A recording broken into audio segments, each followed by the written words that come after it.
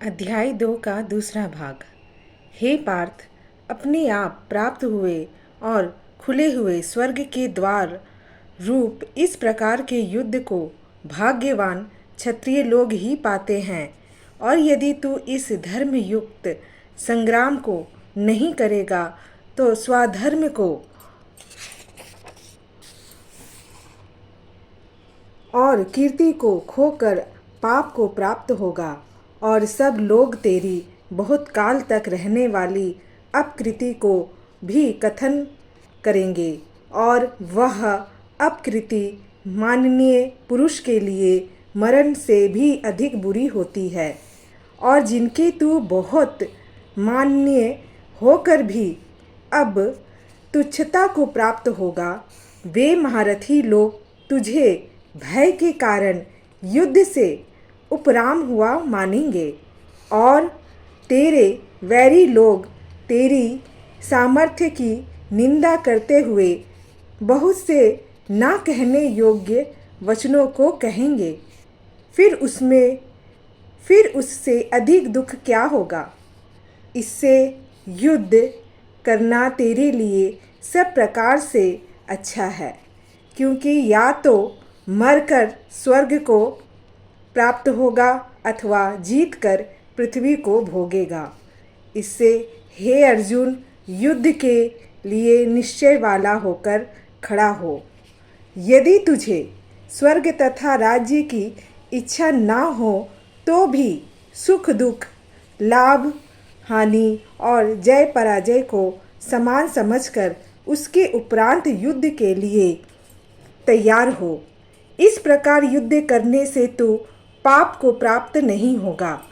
हे पार्थ, यह बुद्धि तेरे लिए ज्ञान के विषय में कही गई, और इसी को अब निष्काम कर्म के विषय में सुन। जिस बुद्धि से युक्त हुआ तो कर्मों के बंधन को अच्छी तरह से नाश करेगा। इस निष्काम कर्म योग में आरंभ का अर्थात बीज का नाश नहीं है, और उल्टा फल रूप दोष भी नहीं होता है। इसलिए इस निष्काम कर्म योग रूप धर्म का थोड़ा भी साधन जन्म मृत्यु रूप महान भय से उद्धार कर देता है। हे अर्जुन, इस कल्याण में निश्चयात्मक बुद्धि एक ही है, और अज्ञानी पुरुषों की बुद्धियाँ बहुत भेदों वाली अनंत होती है। हे अर्जुन, जो सकामी पुरुष केवल फलश्रुति में प्रीति रखने वाले, स्वर्ग को ही परम श्रेष्ठ मानने वाले, इससे बढ़कर और कुछ नहीं है, ऐसे कहने वाले हैं, वे अविवेकी जन्म रूप कर्म फल को देने वाली और भोग तथा ऐश्वर्य की प्राप्ति के लिए बहुत सी क्रियाओं के विस्तार वाली इस प्रकार की जिस दिखाऊं शोभा युक्त वाणी को कहते हैं, उस वाणी द्वारा हरे हुए चित्त वाले तथा भोग और ऐश्वर्य में आसक्ति वाले इन सब वेद तीनों गुणों के कार्य रूप संसार को विषय करने वाले अर्थात प्रकाश करने वाले हैं। इसलिए तू असंसारी अर्थात निष्कामी और सुख दुखादि द्वंद्वों से रहित नित्य वस्तु में स्थित तथा योग क्षेम को न चाहने वाला और आत्मपरायण हो, क्योंकि मनुष्य का सब ओर से परिपूर्ण जलाशय के प्राप्त होने पर छोटे जलाशय में जितना प्रयोजन रहता है, अच्छी प्रकार ब्रह्म को जानने वाले ब्राह्मण का भी सब वेदों में उतना ही प्रयोजन रहता है। अर्थात जैसे बड़े जलाशय के प्राप्त हो जाने पर जल के लिए छोटे जलाशयों की आवश्यकता नहीं रहती, वैसे ही ब्रह्मानंद की प्राप्ति होने पर आनंद के लिए वेदों की आवश्यकता नहीं रहती। इससे तेरा कर्म करने मात्र में ही अधिकार होवे, फल में कभी नहीं। और तू कर्मों के फल की वासना वाला भी मत हो तथा तेरे कर्म ना करने में भी प्रीति ना होवे। हे धनंजय, अशक्ति को त्याग कर तथा सिद्धि और असिद्धि में समान बुद्धि वाला होकर योग में स्थित हुआ कर्मों को कर। यह समत्व भाव ही योग नाम से कहा जाता है। इस समत्व रूप बुद्धि योग से सकाम कर्म अत्यंत तुच्छ है। इसलिए हे धनंजय, समत्व बुद्धि योग का आश्रय ग्रहण कर, क्योंकि फल की वासना वाले अत्यंत दीन हैं। समत्व बुद्धि युक्त पुरुष पुण्य पाप दोनों को इस लोक में ही त्याग देता है, अर्थात उनसे लिपायमान नहीं होता। इससे समत्व बुद्धि योग के लिए ही चेष्टा कर। यह समत्व बुद्धि रूप योग ही कर्मों में चतुरता है, अर्थात कर्म बंधन से छूटने का उपाय है। क्योंकि बुद्धि योग युक्त ज्ञानी जन कर्मों से उत्पन्न होने वाले फल को त्याग कर जन्म रूप बंधन से छूटे हुए निर्दोष अर्थात अमृतमय परम पद को प्राप्त होते हैं। हे अर्जुन, जिस काल में तेरी बुद्धि मोह रूप दलदल को बिल्कुल तर जाएगी, तब तू सुनने योग्य और सुने हुए के वैराग्य को प्राप्त होगा। जब तेरी अनेक प्रकार के सिद्धांतों को सुनने से विचलित हुई बुद्धि परमात्मा के स्वरूप में अचल और स्थिर ठहर जाएगी, तब तू समत्व रूप योग को प्राप्त होगा।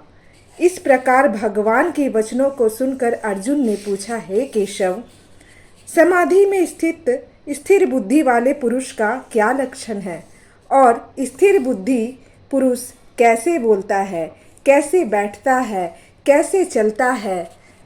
उसके उपरांत श्री कृष्ण महाराज बोले, हे अर्जुन, जिस काल में यह पुरुष मन में स्थित संपूर्ण कामनाओं को त्याग देता है, उस काल में आत्मा से ही आत्मा में संतुष्ट हुआ स्थिर बुद्धि वाला कहा जाता है तथा दुखों की प्राप्ति में उद्वेग रहित है।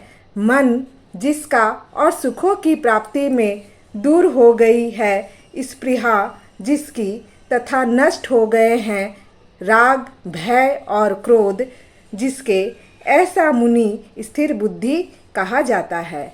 जो पुरुष सर्वत्र स्नेह रहित हुआ उन शुभ तथा अशुभ वस्तुओं को प्राप्त होकर ना प्रसन्न होता है और ना द्वेष करता है, उसकी बुद्धि स्थिर है। और कछुआ अपने अंगों को जैसे समेट लेता है, वैसे ही यह पुरुष जब सब ओर से अपनी इंद्रियों के विषयों से समेट लेता है, तब उसकी बुद्धि स्थिर होती है। यद्यपि इंद्रियों के द्वारा विषयों को ना ग्रहण करने वाले पुरुष के भी केवल विषय तो निर्वित हो जाते हैं, परंतु राग नहीं निर्वित होता है, और इस पुरुष का तो राग भी परमात्मा को साक्षात करके निर्वित हो जाता है। और हे अर्जुन, जिससे कि यत्न करते हुए बुद्धिमान पुरुष के भी मन को यह प्रमथन स्वभाव वाली इंद्रियां बलात् हर लेती है, इसलिए मनुष्य को चाहिए कि उन संपूर्ण इंद्रियों को वश में करके समाहित चित हुआ मेरे परायण स्थित होवे। क्योंकि जिस पुरुष के इंद्रियां वश में होती है, उसकी ही बुद्धि स्थिर होती है। हे अर्जुन, मन सहित इंद्रियों को वश में करके मेरे परायण ना होने से मनुष्य के द्वारा विषयों का चिंतन होता है, और विषयों को चिंतन करने वाले पुरुष की उन विषयों में आसक्ति हो जाती है, और आसक्ति से उन विषयों की कामना उत्पन्न होती है, और कामना से विघ्न पड़ने से क्रोध उत्पन्न होता है। क्रोध से अविवेक अर्थात मूढ़ भाव उत्पन्न होता है, और अविवेक से स्मरण शक्ति भ्रमित हो जाती है, और स्मृति के भ्रमित हो जाने से बुद्धि अर्थात ज्ञान शक्ति का नाश हो जाता है और बुद्धि के नाश होने से यह पुरुष अपने श्रेय साधन से गिर जाता है। परंतु स्वाधीन अंतःकरण वाला पुरुष राग द्वेष से रहित अपने वश में की हुई इंद्रियों द्वारा विषयों को भोगता हुआ अंतःकरण की प्रसन्नता अर्थात स्वच्छता को प्राप्त होता है। उस निर्मलता के होने पर इसके संपूर्ण दुखों का अभाव हो जाता है और उस प्रसन्न चित्त वाले पुरुष की बुद्धि शीघ्र ही अच्छी प्रकार स्थिर हो जाती है। हे अर्जुन, साधन रहित मनुष्य के अंतःकरण में नहीं होता है और बिना आस्तिक भाव वाले पुरुष को शांति भी नहीं होती। फिर शांति रहित पुरुष को सुख कैसे हो सकता है? क्योंकि जल में वायु नाव को जैसे हर लेता है वैसे ही विषयों में विचरती हुई इंद्रियों के बीच में जिस इंद्रिय के साथ मन रहता है वह एक ही इंद्रिया इस अयुक्त पुरुष की बुद्धि को हरण कर लेती है। इससे हे महाभावों, जिस पुरुष की इंद्रियां सब प्रकार इंद्रियों के विषयों से वश में की हुई होती है उसकी बुद्धि स्थिर होती है। और हे अर्जुन, संपूर्ण भूत प्राणियों के लिए जो रात्रि है उस नित्य शुद्ध बोध स्वरूप परमानंद में भगवत को प्राप्त हुआ योगी पुरुष जागता है और जिस नाशवान क्षण भंगुर संसारिक सुख में सब भूत प्राणी जागते हैं, तत्व को जानने वाले मुनि के लिए वह रात्रि है। जैसे सब ओर से परिपूर्ण अचल प्रतिष्ठा वाले समुद्र के प्रति नाना नदियों के जल उसको चलायमान ना करते हुए ही समा जाते हैं, वैसे ही जिस स्थिर बुद्धि पुरुष के प्रति संपूर्ण भोग किसी प्रकार का विकार उत्पन्न किए बिना ही समा जाते हैं, वह पुरुष परम शांति को प्राप्त होता है, ना कि भोगों को चाहने वाला। क्योंकि जो पुरुष संपूर्ण कामनाओं को त्याग कर ममता रहित और अहंकार रहित स्पृहा रहित हुआ बरतता है वह शांति को प्राप्त होता है।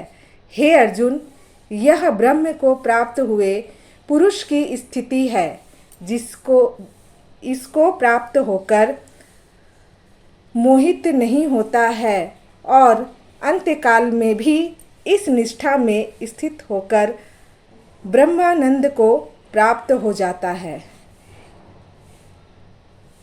इति श्रीमद्भागवत गीता रूपी उपनिषद एवं ब्रह्म विद्या तथा योग शास्त्र विषयक श्री कृष्ण और अर्जुन के संवाद में सांख्य योग नामक दूसरा अध्याय। राधे राधे।